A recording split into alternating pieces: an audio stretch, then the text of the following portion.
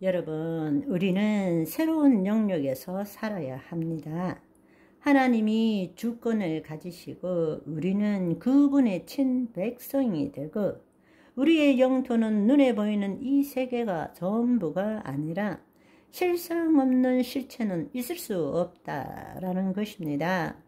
마귀는 우리로 하여금 실체에 묶인 삶을 살게 하지만 우리가 주목하여 보는 것은 보이는 것이 아니라 보이지 않는 것을 볼 줄 알아야 하는 것입니다.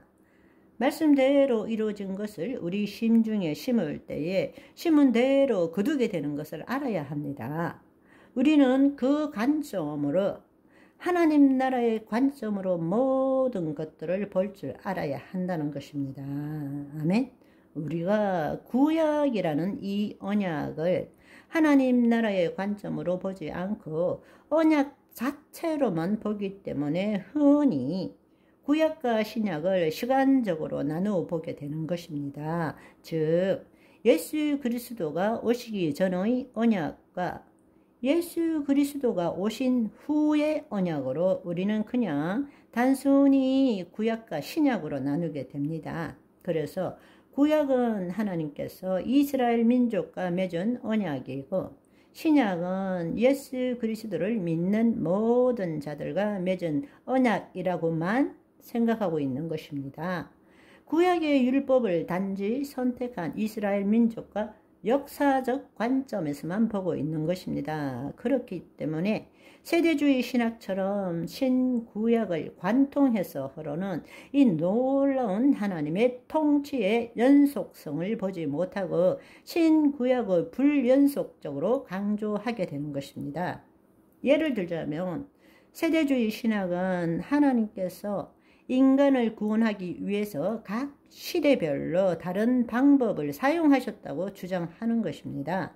그 결과로서는 율법 폐기론을 주장합니다. 그것은 구약 때 하나님이 구약의 백성들을 구원하는 방법이었고 새 언약 가운데서는 더 이상 율법이 필요 없다 이렇게 믿게 만드는 것입니다. 그러나 현실은 그렇지 않죠. 우리가 구약은 이스라엘 민족에게만 준 것뿐만 아니라 현실적으로 구약은 예수 그리스도를 믿는 모든 자에게도 여전히 유효하고 영향을 미치고 있고 우리에게 가시와 같은 역할을 하고 있다라는 것입니다. 우리는 그렇게 율법 폐기론도 주장하지만 예수님께서는 다르게 말씀하셨어요. 마태복음 5장 17절 18절의 말씀을 보시면 내가 율법이나 선지자를 폐하러 온 줄로 생각하지 말라. 폐하러 온 것이 아니라 완전케 하려 함이니라. 진실로 너희에게 이르노니 천지가 없어지기 전에 율법의 1.1획도 결코 없어지지 아니하고 다 이루리라 말씀하셨습니다. 아멘. 우리는 이 말씀을 통해서 율법이라는 것은 단지 이스라엘 민족과 맺은 언약뿐만 아니라 하나님 나라 관점에서 볼 때는 지금도 유효하고 지금도 영향을 미치고 있다라는 것을 알아야 한다는 것입니다. 이제는 성경의 말씀을 단지 시대적으로 나누어 보는 것이 아니라 하나님 나라 관점에서 보아야 한다는 것입니다. 지난번에 말씀드린 것처럼 주체, 차원, 통치, 영역의 관점에서 하나님께서 예수 그리스도를 통해서 그분의 경륜을 어떻게 이루어 가시는지의 관점으로 볼 줄 알아야 한다는 것입니다. 아멘.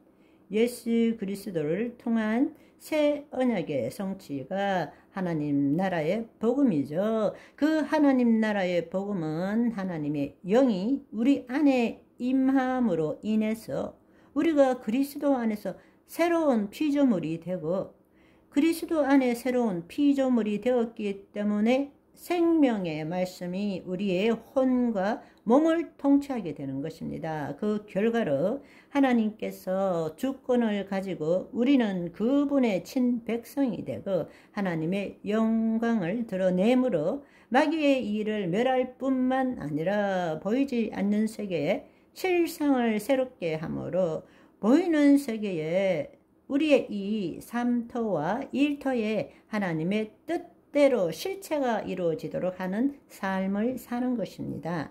그것이 하나님 나라의 복음입니다. 그렇다면 그 관점에서 볼 때 구약의 율법과 신약의 말씀은 무엇인가?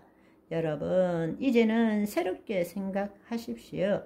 구약과 신약을 시간적으로 나누는 것이 아니라 하나님 나라의 관점에서 볼 때 구약이라는 것은 죄를 짓고 하나님의 영이 떠난, 즉 하나님의 영이 없는 백성들에게 하나님이 누구신 줄을 알려주는 것이 율법이죠. 그것은 선택받은 이스라엘 백성이 얼마나 하나님의 법 밖에 있는지를 알려주는 것이죠. 다른 말로 율법은 죄가 무엇인지를 알려주는 것이에요. 한편 신약은 무엇입니까? 신약의 말씀은 하나님의 영이 임한 자들이, 즉 예수 그리스도 안에서 하나님의 의가 된 자들이 실제 삶에서 어떻게 하나님의 영광을 드러내는 삶을 살아야 할지에 대해서 우리한테 알려주고 체험하도록 하는 것이 새 언약의 말씀이라는 것입니다.